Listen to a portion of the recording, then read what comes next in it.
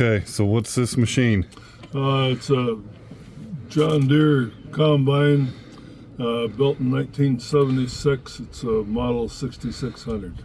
What's it powered with? Oh, it's powered by a 6-cylinder diesel engine, about a 100 horsepower engine. And how long have you had this one? I've had it 13 years. What's it been like reliability-wise? And It's been really good for an old machine. It's really been quite good.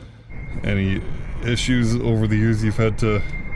Yeah, oh yeah. With so much rotating machinery, there's always things to repair. And early on in our ownership, we replaced all the internal thrashing wear parts, and so it makes it do a pretty good job for us.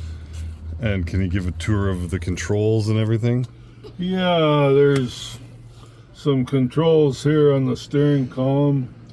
One controls your ground speed, how fast you go, and one raises and lowers the head on the combine, and then just the actual reel on the head. Another lever will lift it up and put it down again for you.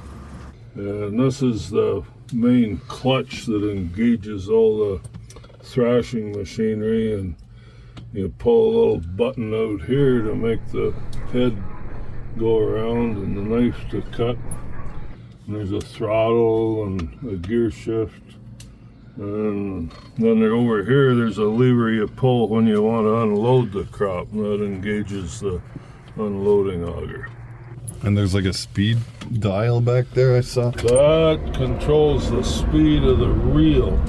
How sometimes you want it turning fast, sometimes not so fast. There's a tachometer on your cylinder speed, and another one on the tachometer on the engine speed to tell you what all's going on with your equipment.